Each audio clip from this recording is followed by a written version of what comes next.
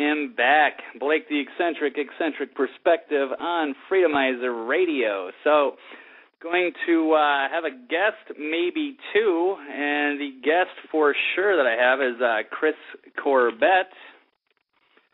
As I said a couple of times earlier, and of course my notes are all sloppy, he's the Nevada State Panda Coordinator. That's People Against the NDAA. Let me get him up on the line. Chris. Yeah, thanks, Blake. Hey. Appreciate you having me on. Hey, thanks for being here. So what's going on? What's the latest with NDAA here? Well, I guess the latest thing right now nationally is these amendments that are going through the Senate, which basically are not really amending anything. They're smoke and mirrors, a lot of hot air and doublespeak. In some cases, when you read them, they actually state that there is detention authorized under the military. There's something in there, and one of them that actually authorizes Congress to authorize detention. So they actually do nothing to really restore our constitutionally protected rights to due process or protect America. Yeah, so it's a lot of complicated legalese, and people are. It's kind of a confusing issue. So maybe if you could just quickly simplify this for people that maybe are new to this. If you could kind of give us a kind of a nutshell what NDAA is. Okay, good. The National Defense Authorization Act, the NDAA, historically has been a benign piece of legislation. It's been voted on and passed each of the last 48 years, and its primary role is to establish Defense Department funding for the coming year. However, what's problematic with the 2012 and 2013 versions is that it authorizes the indefinite detention and assassination of U.S. citizens on U.S. soil under military detention without charge, trial, or access to legal counsel. So basically today the government can accuse you, me, or anyone else they don't like of being a threat or a belligerent, simply detain that person indefinitely, but never have to prove their case in a court of law. This law basically trashes our Constitution at probably federal as well as state level, and it's an extreme violation of our constitutionally protected rights. What Panda is trying to do, People Against the National Defense Authorization Act, Panda is a national nonpartisan grassroots organization which seeks the nullification at the state and local level of government of the unconstitutional authorizations under the NDAA. So that's what our goal is. Here in Nevada, we are approaching city councils, county commissions, and also the Nevada State Legislature to raise awareness and, further to seek ultimately nullification of the NDAA's unconstitutional authorizations, thus restoring our constitutionally protected rights to due process. So you're saying this is kind of an older thing. I hadn't heard that. Now, from what I understood, NDAA was kind of like something that just, from my perspective, it only came up to be in like New Year's Eve when Obama, they talked about it for several months, and then all of a sudden Obama comes out with it on New Year's Eve. It kind of skates by the media. Well, they didn't make a big deal of it. But you said there's been similar parts of this that have gone on for a lot longer, but they didn't apply to American citizens? Well, it was primarily a Defense Department appropriations bill, and that's usually, Congress, they seem to sneak these things into, budget bills that they know are going to pass, and, rather than have the NDAA as a separate item, it's just a couple sections of this Defense Department funding bill that they stuck in there, Section 1021 and 1022. Also, 1023 is problematic as well. Very few people are talking about 1023, but it's something that people should be aware of as well, in that authorizes them to then ship you to Gitmo, Guantanamo Bay, should they deem you to be a threat or belligerent. So all three of those sections are problematic. But yeah, I mean, prior to the 2012 version, it was just a benign piece of legislation. So. Yes, now we've got a 2013 version. So I know a couple weeks ago or so, Rand Paul makes a very inspiring speech about his 1984 and the Orwellian, and he says a lot of great things and kind of targets the NDAA. But I guess the latest is that this language is still just as confusing. So they keep playing games. There's actually, you've had like Chris Hedges, former Pulitzer Prize-winning journalist, has sued Obama over this. There's a lot of fight back, and like you said, it's a national thing, but it's also the states that are also fighting back, and some of the judges that keep going back and forth. I know Catherine Forrest comes to mind. So yeah, there's more to this, and they're not really getting a full story for most people on this bill and how how big of a deal it is. But I'm trying to see where I'm going with this exactly. Well, I mean, you're correct. I mean, in the 2012 version, there was Section 1456, the Feinstein Amendment, which was added and merged into 1021 and 1022 as subsection E, which when a layperson reads it that doesn't understand, legal speak, they think they're okay. But like these 2013 amendments, they don't do anything. They sound good, but when you dissect it and take it apart, they don't do anything. All right, yeah, and hey, I got looks like I got Dan on the line too. So we've got Dan here, the founder of Panda, on hold here. Dan, we got you up. Hello, Blake. How are you? Hey, good, Dan. Thanks for stopping in here. Glad you can make it. I was able to make just a little bit of time to join you guys. So. All right, well, yeah, no problem. Well, let's get right to it then. I've got here, Chris, we're kind of going into the background of this, but we were just kind of getting to the recent developments. So what's going on? We just kind of got into RAND. There's a 2013 amendment, and there's been some new breaking developments. So, yeah, go ahead and hit us with it. Sure. Well, a little bit of background on this. First of all, thanks so much to Chris Corbett for all his work out there at Nevada. He's been doing great. I've been getting... He continually harasses my phone, texts and calls and all the fun stuff. But it's all great. It's awesome working with him. It really is. And I'll touch just a little bit on the national side of things. There are three amendments or three changes / amendments that were proposed for the 2013 NDAA, which is being debated on the Senate floor, I believe, as we speak. The 2013 NDAA, the first amendment, or rather it is a change that I want to cover, is a change made to House Resolution, that is HR 4310.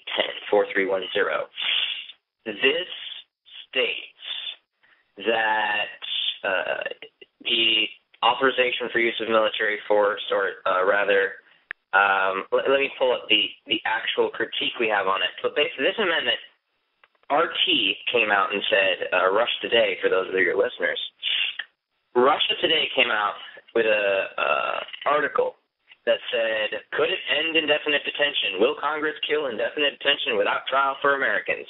And they quoted this piece of language in the bill. It's under Section 1033A. It says, nothing in the authorization for use of military force or the National Defense Authorization Act for fiscal year 2012. So without getting bogged down in legal language, we'll shorten that to nothing in the AUMF or the NDAA, the 2012 NDAA, shall be construed to deny the availability of the writ of habeas corpus or to deny any constitutional rights in a court ordained or established by or under Article 3 of the Constitution for any person who is lawfully in the United States when detained pursuant to the authorization for use of military force and who is otherwise entitled to the availability of such writ or such rights. This piece, and the reason you haven't seen a lot of anti-NDAA groups flaunting this piece is very easy to show that it doesn't do anything. Because the NDAA never took away our rights once we got into Article 3 court. The 2012 NDAA took away your rights to get in the court in the first place. And this clause only allows your constitutional rights, quote, in a court ordained or established under Article 3 of the Constitution. It says nothing about, first of all, how did you get detained? What made the military, how did the military pick you up in the first place? It's one of the main problems of the NDAA is the military does not have the right to arrest an American citizen and hold them, period. And so how did the military arrest you? This piece of legislation, this language in the NDAA 2013 does not address that. And secondly, you're only going to get your rights if you're getting an Article 3 court. But there's no guarantee for you getting in that Article 3 court. So we have the full text and our legal basis for the quick version of going over these clauses that I'm giving you guys on our website, which is pandaunite.org. That's pandaunite.org. So the first piece of language, Section 1033A, doesn't do anything to protect our rights. As we've seen with the Article 3 courts, you're not going to get in one. On average, you're not going to get an Article 3 court. And if you did, your rights are already in an Article 3 court. You already had those rights. They were never taken away from you under NDAA.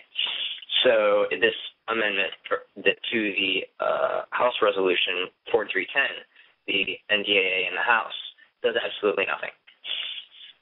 And then, secondly, there was Rand Paul's proposed amendment. This was not ever actually introduced, but it was proposed. And did you want to say something, Blake? I know I'm taking up like the entire. No, I want to hear because I'm just curious. Like the purpose of the amendment, I wasn't quite sure exactly. I think a lot of people are really confused on this stuff, and I'm kind of curious. Like, why would they even? What did they want to change with it? What was the purpose of the amendment? And now I'm hearing so it's potential change by Rand Paul, and there's also the whole Feinstein angle that I just heard about recently too. So yeah, there's a lot to cover here. So what was the? So we had an issue. Obviously, there's this NDAA thing has been going on mostly behind the scenes. It's not very popular. So what is Rand Paul's angle here? What is the purpose of him wanting an amendment on it? He was supposed to change something, or what exactly? What was that all about? And why did it not? Yeah. When the 2012 NDAA was being passed, Rand Paul was a very staunch defender of liberty in the Senate. He made some of the strongest remarks criticizing the NDAA, and in fact, it was Senator Rand Paul who said that if you have 7 days of food in your house, you can be considered a terrorist. So he was one of the most foremost opponents of the indefinite detention provisions in the NDAA. Unfortunately now, let's see, about 2 weeks ago, he started floating around an amendment, which I covered with you and Brian on the agree to disagree, yes. Yes, agree to disagree on the New American Media Radio. And I went in detail through that, but just to recap for the listeners on Freedomizer who did not hear that, the Rand Paul amendment reads as such: a citizen of the United States who is captured or arrested in the United States and detained by the armed forces of the United States pursuant to the AUMF shall enjoy the right to a speedy and public trial by an impartial jury of the state and district wherein the crime shall have been committed, which district shall have been previously ascertained by law, and to be informed of the nature and cause of the accusation, to be confronted with the witnesses against him, to have compulsory process for obtaining witnesses in his favor, and to have the assistance of counsel for his defense. Very quickly breaking this down, there's a lot of criteria here that you're not protected under. So if you are not a citizen of the United States, first of all, the first 1, 2, 3, 4, 5, 6 words. If you are not a citizen of the United States, you can forget about your rights under this amendment. If you are not captured or arrested in the United States, a.k.a. you're visiting your friends and family in Germany, and they pick you up, you can forget about your rights under this amendment. And if you're not detained by the armed forces of the United States, So if Interpol detains you, if the German police detain you, if the Secret Service detains you, which Lindsey Graham was bragging that Secret Service and FBI, federal law enforcement basically, could operate under the NDAA as well in his victory video. So let's say Chris Hedges, for example. Chris Hedges, obviously Pulitzer Prize winning guy, suing Obama. He goes over to Germany or whatever. He's just having a pint at the pub or whatever, and he gets arrested for something that somebody else did. It was just a misunderstanding. They could throw the book at him. Oh yeah, and not only that, but this allows them to go, well, we can't technically arrest them in the U.S. We can't technically detain them. We can't start the detention when they're in the U.S. So all we'll do is we'll fly them outside of the U.S. Nice, so like Guantanamo, which they still have unclosed, or some other... Exactly, or they'll go into your house. They won't arrest you. They won't officially, quote-unquote, place you under arrest, but they'll still take you. They'll toss you in a foreign country, and then they'll detain you. So, you'll get outside the borders of the U.S., 2 agents come up, they're on the plane, they say, you are now under our detention, blah, blah, blah, blah, blah, and they'd be safe under the book. So not only are those all those criteria, so if you happen to be one of the people who is a citizen of the United States, who is captured or arrested in the United States, unlucky you, and detained by the armed forces of the United States, you still won't get your rights, because the next part of that amendment says, pursuant to the authorization for use of military force, shall enjoy the right to a speedy and public trial by an impartial jury of the state and district wherein the crime shall have been committed, and here's the key, which district shall have been previously ascertained by law. Well, according to the NDAA, the United States is a battlefield, and you, when detained under NDAA, are pending disposition under the law of war, not the Constitution. The law of war only applies to a battlefield. The United States is a battlefield. In fact, the Biometrics Identity Management Agency, BEMA, recently put out a video that has graphics, and it's about biometrics, basically, which is an advanced form of spying on the American people. And it goes battlefield or theater, as in theater of war, theater, Afghanistan, Hanover, theater, Gulf of Aden, which is right outside Somalia, Hanover, theater, homeland, USA. Even BEMA recognizes the United States as a battlefield. Wow. So the United States is a battlefield. And according to 10 U.S.C. 818, Article 8, jurisdiction of General Courts-Martial. General Courts-Martial, which is what a military tribunal or a military commission is, also have jurisdiction to try any person who by the law of war is subject to trial by a military tribunal and may adjudge any punishment permitted in the law of war. So it says that they have jurisdiction to try any person who by the law of war is subject to trial by a military tribunal. Well, the 2009 Military Commissions Act says that a military commission has the military commissions are expressly authorized to determine their own jurisdiction. Wow. And since Can you repeat that again? Yeah, this is a quote. Yeah. From the Congressional Research Service report on the Military Commissions Act of 2009, Overview and Legal Issues. Quote, a military commission has jurisdiction over persons subject to the law of war. Military commissions are expressly authorized to determine their own jurisdiction. Wow, that's interesting. Imagine how that would work for police or something like that. Yeah, just to choose their own jurisdictions. All right. A military commission in Fort Leavenworth, Kansas, could try you if you are captured down in Port St. Lucie, Florida. It doesn't matter. They determine their own jurisdiction. Wow, that's just an incredible power grab, yeah. Oh, yeah. They are the law of the land on the battlefield.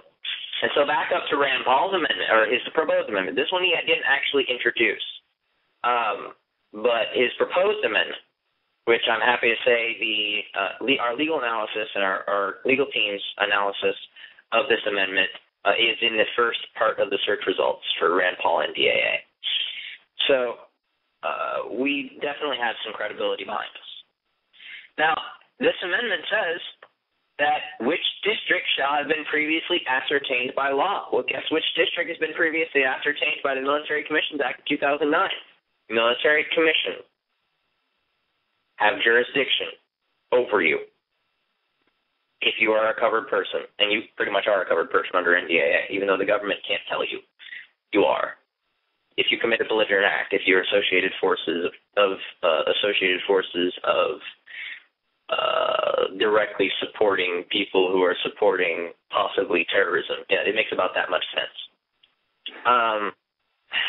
So this amendment does not even protect your rights if you happen to be a citizen of the United States who is captured or arrested in the United States and detained by the armed forces of the United States. First of all, how on earth did you end up being detained by the armed forces of the United States? That should be illegal in the U.S. And it's unconstitutional, definitely, unless in the public safety order require it and then by explicit act of Congress and the suspension of the privilege of the writ of habeas corpus, not the military can arrest you. It does not suspend passa comitatus. So the military cannot detain you, but this amendment recognizes that it does. And then, since it says in the district which you will be tried, well, guess what? You could be tried in the military commission. Rand Paul's proposed amendment that he put out on a lot of different websites does not protect your rights. Any of them. It does nothing. It's not even a step in the right direction. That's the biggest argument I hear. Why are you guys arguing against these amendments? You're hurting the liberty movement. This is a step in the wrong direction. This is at least a step in the right direction. I said, no. This is a step. If it's stepping anywhere, it's stepping in the wrong direction. It's hard enough explaining to a local official what NDAA is and why they should take action without adding more gobbledygook afterward. Yeah, Dan, why can't they simplify this with common sense, just so we're all on the same page? Just make it nice and easy and transparent. Because that would be constitutional, and God forbid. Common law and common sense, yeah. God forbid. Wow. So that's 2 of 3. I'm almost done. The third one, I'm glad you mentioned the Feinstein Amendment. That's one of my favorites, Nurse Ratched. We all should know the wonderfulness of Senator Dianne Feinstein, who recently stated on air that if she could stop Mr. and Mrs. America from having a gun, she would, otherwise known as the gun control lady. She is currently drafting legislation so that California will ban assault rifles entirely. Well, the Second Amendment does say being necessary to the security of a free state. Your state can't stay free if the government has assault rifles and you have Glocks. Well, her security team will have plenty of assault rifles and Glocks, and maybe even she will. But no, not the serfs will not be allowed to have guns. Exactly. So the Due Process Guarantee Act. Are you familiar with that? No, but it sounds intriguing. I like it. Due process guarantee. Yes, that's what the America that I know. Whenever you see anything, I'm going to quote my mentor, Jeff Lewis of the Patriot Coalition, theintolerableacts.org, the Intolerable Acts Project. Whenever you see something in a title of legislation that gives you the warm and fuzzies, that's exactly when you should double down on that piece of legislation. So when it says Due Process Guarantee Act, remember the habeas corpus guarantee was the Gilbert Amendment, and it restricts our right to habeas corpus for 29 days. That was a guarantee. Remember that. Wow. Yeah. So the Due Process Guarantee Act, it looks kind of nice, but it also has one specific caveat. Now, a little bit of history on the Due Process Guarantee Act. Like I said, Senator Dianne Feinstein, this is her idea. And that's all right. I'm already scared. All right. As an FYI to any of your listeners, if Senator Dianne Feinstein introduces an amendment, automatically assume it's bad. Yeah. If she knows the Constitution, she probably uses it as toilet paper. And well, Dan, let me ask you quick. And I asked this question to both Sheriff Mack and Stuart Rhodes in previous interviews. What would happen if our forefathers hypothetically came back from the past? Boom, they're here and they show up and they're in Washington, and the only people that know about their appearance are Dianne Feinstein, Obama, and Eric Holder, and maybe Janet Napolitano. What would happen? Would they embrace the forefathers and be like, wow, the people are going to be really excited. We're curious to bring you up to speed and exchange new ideas, or what do you think they would really do? First of all, the forefathers would have rug burn from so much rolling in their graves. Right. And secondly, I think knowing the integrity, or at least knowing from history, the integrity of our forefathers, I'm pretty sure that the forefathers would be busy arresting the other senators. No. The only people that know about the forefathers even they're in a room. The only people that know about them are Napoleon. So what would happen? Would they let them speak to the public? Would they bring them on all the talk show circuits? You think the forefathers are going to sit in a room while they know the Constitution's? No. No. I'm just saying what. Yeah, no. What would if the only people that knew that the forefathers were back were Feinstein, Eric Holder, and Janet Napolitano? Okay, I think they would be victims of the NDAA. That's basically that was the setup for the answer was that they'd probably be victims of NDAA before they'd ever see the light of day. Well, assuming the forefathers were in solitary confinement with their legs chained to the wall and an anti-grav chamber to keep them from getting up and trying Dianne Feinstein and arresting her for treason, along with Janet Napolitano, President Obama, and many of the others who want to join the list. Eric Holder. I could just I'll give you the treason list. I'll hand you a list of our senators. Ooh, that's a good one. All right. Yeah, so they keep putting all this confusing language in there, and they keep playing new games. So Feinstein's got some new stuff, and it's a lot more legalese and BS, and it's distracting it, and making it sound good when in reality, once you comb through it, you're finding out that it's not. Yes. So let me go through.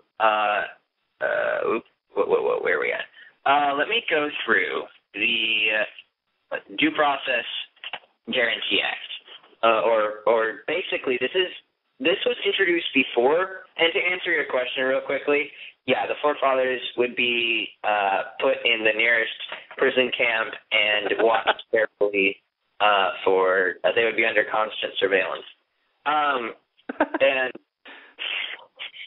they'd probably interrogate them to figure out how best to destroy the Constitution. Right. So the Due Process Guarantee Act itself was originally introduced way early this past year, or way early this year, and it says, quote, what it modifies, I should say. Since you go through the language and it gets real tricky, it says strike this, move this over, insert this, instead of, hey, we're moving this in here. it modifies 18 U.S.C. 4001. Now, 18 U.S.C. 4001 was put in place because you remember those people, better known as Japanese, who were... Yeah, back in the World War II days, were sort of locked up and thrown in our own little, the FEMA camps that don't exist or whatever we had at that time, yeah. Absolutely, yes. The forced internment of Japanese Americans, or people who even kind of looked Japanese. I mean, there really wasn't that much criteria. You look funny, we're going to pick you up. And 18 U.S.C. 4001 was put in place to prevent that type of thing from happening. Well, 18 U.S.C. 4001 would be modified by the Feinstein Amendment to read as such. They're modifying some old bill that was put in place for a very good reason, and she's digging that up and modifying it? They're modifying a section of the U.S. Code. Wow.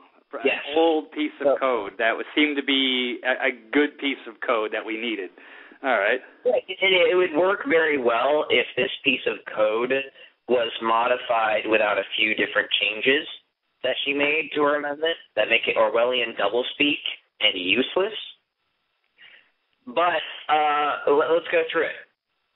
No citizen shall be imprisoned or otherwise detained by the United States except pursuant to an act of Congress. B1. An authorization to use military force, a declaration of war, or any similar authority shall not authorize the detention without charge or trial of a citizen or lawful permanent resident of the United States apprehended in the United States unless an act of Congress explicitly authorizes such detention.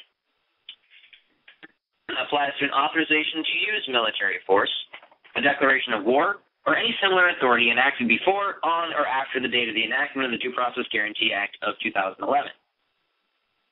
Okay. There's obviously more to this section, but this is the important part. An authorization to use military force, a declaration of war. Hey, this sounds kind of like Rand Paul's First Amendment. Or any similar authority shall not authorize the detention without charge or trial of a citizen or lawful permanent resident of the United States. By the way, legal aliens, anyone who's not a lawful permanent resident of the United States, kiss your rights goodbye. Because regardless of whether you agree with the fact that there's many illegal aliens in the U.S. or not, they still have rights. They're on U.S. soil. Well, not under this, they don't, but they should. Of a citizen or lawful permanent resident of the United States apprehended in the United States, hey, there's that take you on a jet and take you outside the U.S. border and detain you there thing again. Unless an act of Congress expressly authorizes such detention. Wow. Let's see. What act of Congress expressly authorized the detention of American citizens without charge or trial? Yeah, no, this is just terrible. It's just weird. I don't know why we even have to discuss such things or why they would bring this sort of stuff out, and I gotta quit. And they keep playing games with it just over and over. It just never ends, and now we got Feinstein getting involved. Blake, this is the amendment they're discussing today. They introduced it a few days ago. Reintroduced it, rather. It was introduced as a standalone bill, and now it's introduced as an amendment. Unless an act of Congress expressly authorizes such detention. Pop quiz. Which act of Congress expressly authorized the detention of U.S. citizens? I don't know. The AUMF. Oh, okay. NDAA expanded that targeting profile to include anyone and everyone that they wanted to. So 2 acts have expressly, and Supreme Court agreed. And I want to say it was Harvey v. Rumsfeld, that Congress expressly authorized the detention of U.S. citizens in the AUMF. Now, mind you, there's a lot of in AUMF and NDAA as far as targeting goes, who they can bring to trial, all the stuff. But unless an act of Congress expressly authorizes such detention, that's like me saying, me walking up to you in a business suit and me saying, well, I hereby declare that I will give you a chicken sandwich unless I'm wearing a business suit. Oh. Nice. That's exactly it. And there are people coming out saying, oh, this is amazing and this. And the biggest argument I hear over and over again, I know I'm getting fired up, but I get fired up about the Constitution. The biggest argument I hear over and over again is, well, don't bother opposing it because it's a step in the right direction. No, it's not. What? Yeah, that's insane. Feinstein Amendment saying that we as Congress, because they said unless an act of Congress expressly authorizes such detention. The Feinstein Amendment is saying that we as Congress have the authority to override the Constitution and to allow you to be indefinitely detained by the military and never given a trial. That is what this says, is we can expressly authorize military detention in the United States, and that is unconstitutional and absolutely wrong.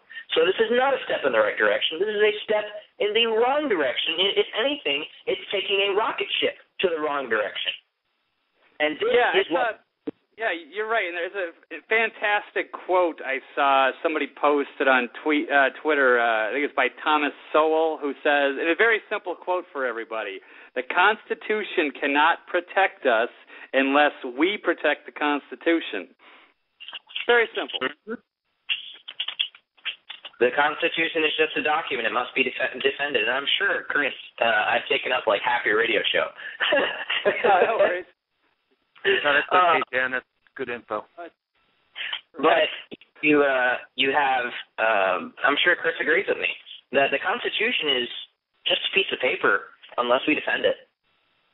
It's a piece of paper with a lot of good ideas, but it's just a piece of paper unless it's defended. Even the Founding Fathers. Yeah, we have to defend due process, and that's what this is all about, this whole NDAA targeting this thing. So everybody deserves a right to a fair trial. Why they suddenly want to get rid of that and why they got to keep playing games with that needs to be questioned. So, yeah, well, I wouldn't even say why do they suddenly want to get rid of it. I would say, why did they get rid of it? Because they've already gotten rid of it. Yeah, so there's no future to that. It's already gotten rid of it. Uh-oh.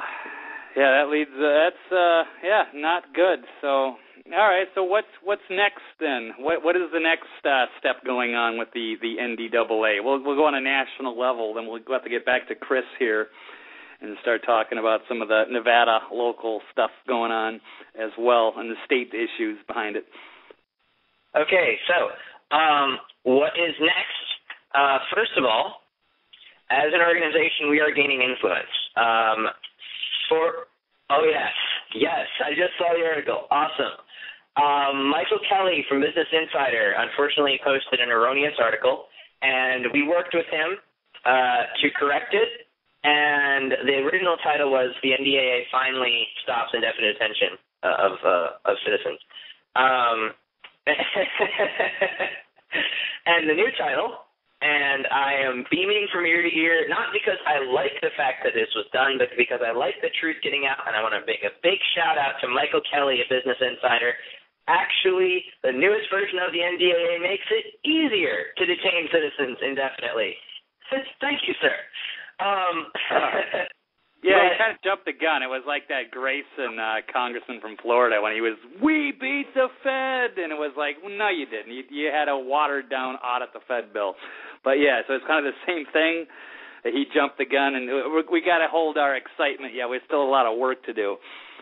And with Feinstein, that's going to present a new obstacle on top of this. So. Yeah. So, basically, the next steps nationwide, and I'm going to call out Congressman-elect Ted Yoho. Congressman-elect Ted Yoho, we're going to be working with him soon. Congressman-elect Ted Yoho down in Florida has come on air and said he would introduce legislation against the NDAA. On a national level, he's our guy. We're going to work with him, and I'm not saying we endorse him. I'm saying we're going to work with him, and if he upholds his oath like he says he will, and his staffers are pretty smart too, called the office of his campaign. If he upholds his oath like he said he will, that'll be our dog in the fight at the national level. working with Justin Amash, working with other people. There is a bill going through the state of Michigan. There is a bill going through the state of Texas. There will be bills going through other states. There will be bills going through counties, or pieces of resolutions going through counties. We're going to continue to take this fight to the next level, and to the next level, and to the next level.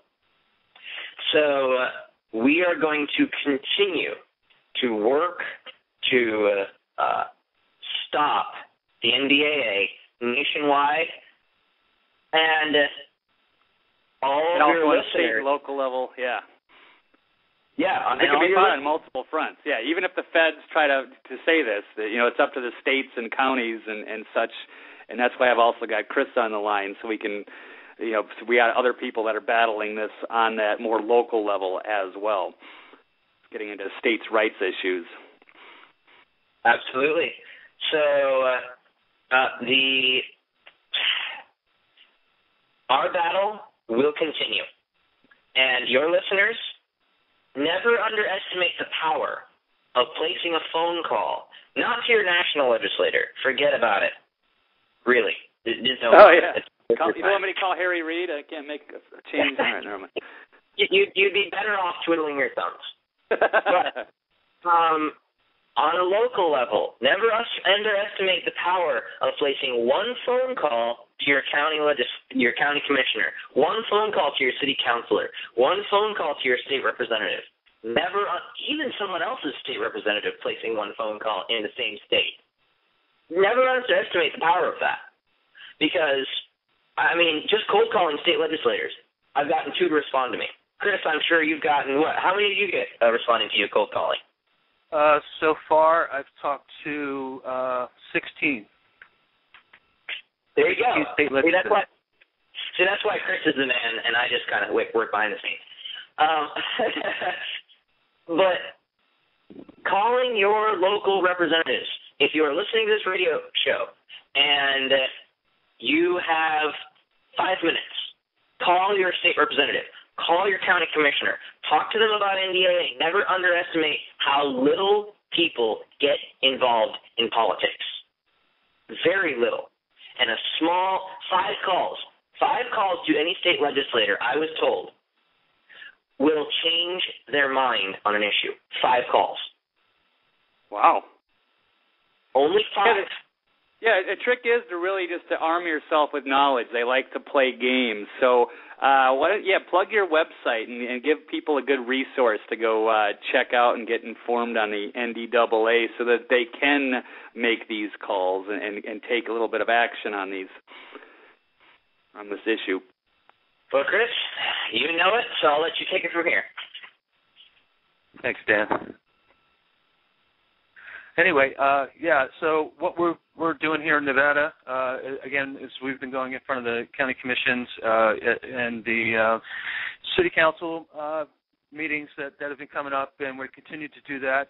But we have been working very hard to try and get a bill within the Nevada State Legislature, and I'm just going to reiterate what Dan just brought up as far as making phone calls. We really need some public support to contact their state legislatures and request either that they sponsor or co-sponsor a bill.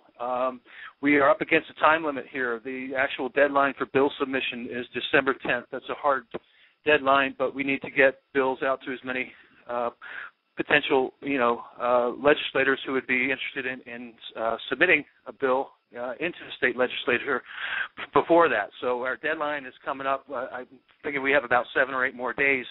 The other problem is that the state legislators have a limit. There's a quota maximum of bills that they can submit, and many of the legislators are already at that limit.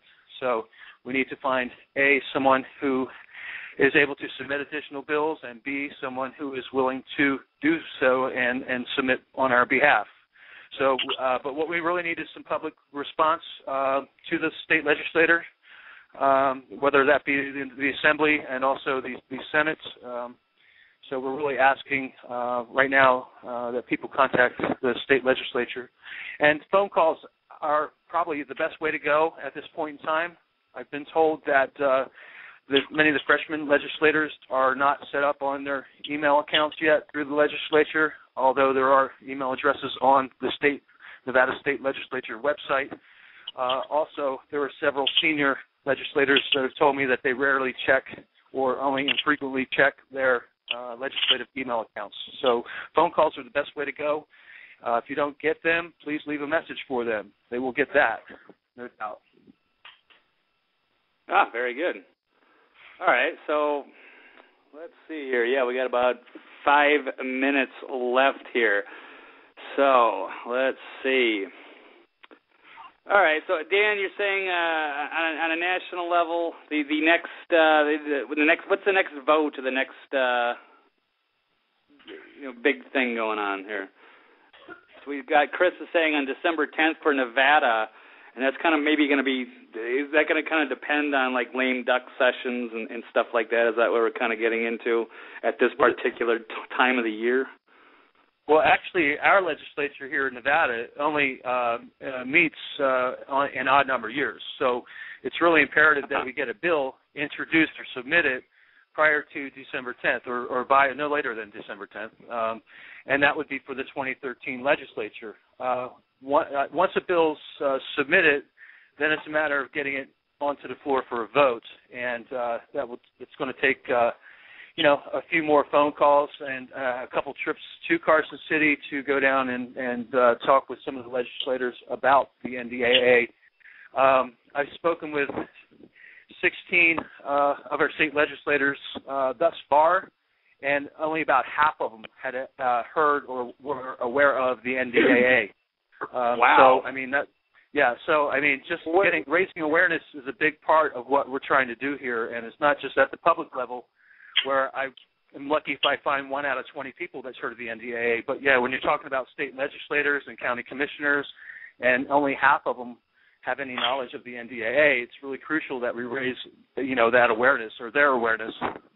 So what do you think about, we only got about a few minutes left, but just getting to a local Nevada level, what roles have, say, the governor, Brian Sandoval, played, and also Joe Heck, congressman, who I believe he was probably one of the guys that was responsible for kind of writing up some of this original legislation in the first place, I do believe.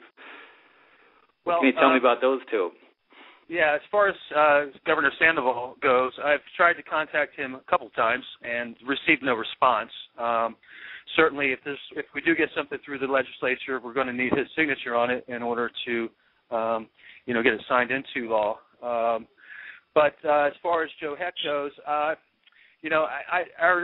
entire delegation from the two major parties, at least in my voting jurisdiction, I felt very disenfranchised because Dean Heller voted for the NDAA. Also, Berkeley voted for the NDAA. I believe Mark Amended voted for the NDAA. Nevada Pelosi, yeah. It's like, you can't rely, as Dan mentioned, it's like we can't rely on, our congressional delegation in Washington to solve this problem for us. They're actually trying to make it more difficult for us. And, it's just a big power grab, by the federal government. So, that's right. That's why it's so important what you do, Chris, and so many people out there that are working on this on a state and local level in case we can't get the federal level to respond. So, and it doesn't look like they're really working with us. We all want to count on Rand Paul to help us, but that seems to be not going as well as we'd like. I'm still a little optimistic, but we'll have to see how things develop. Hey, guys, I'm going to have to roll. We're actually at the end of the show, but Dan, it was great to have you. I really appreciate you being up here and informing us on NDAA. So, we'll be in touch, man. Take care. Keep fighting the good fight. Will do. Last word I'd have is to the powers that be who want NDAA to go on and pressuring state legislators against us, and to the other intelligence agencies for listening in. Guess what? Game on. We're bringing it. Catch you later.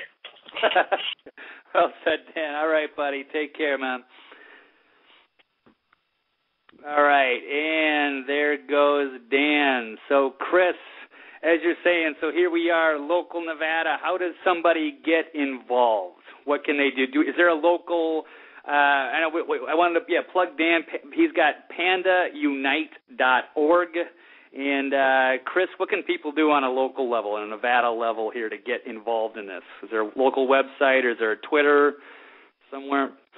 We have a Facebook page, and if you get on Facebook and search Reno Panda and then in parentheses People Against the NDAA, you can find our Facebook page and information there.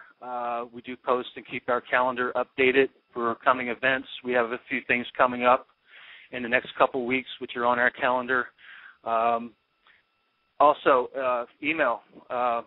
My email that I have set up is pandaunitreno@yahoo.com. So that's spelled like panda like the animal and Reno like the city. But pandaunitreno@yahoo.com. So that's another way that people can contact me or Panda here locally. We also have two additional chapters. There's one in Clark County and one in Pahrump. And the contact information for those chapters can be found on pandaunite.org. So if anybody wants to contact those chapters, there is contact information on Panda's website at pandaunite.org as well. It doesn't have to apply to Nevada. Yeah, anybody can get involved, and they say, never underestimate the power of a phone call, especially on that local level. So thank you, Chris. It was good to have you up here, man. We'll have to do it again. You have to keep us informed as things keep going along. So thanks for all you do, and keep up the good fight as well, man. Yeah, thank you, Blake. I appreciate the opportunity to speak today. All right, no problem. All right, take care, buddy. All right, take care. All right, and that concludes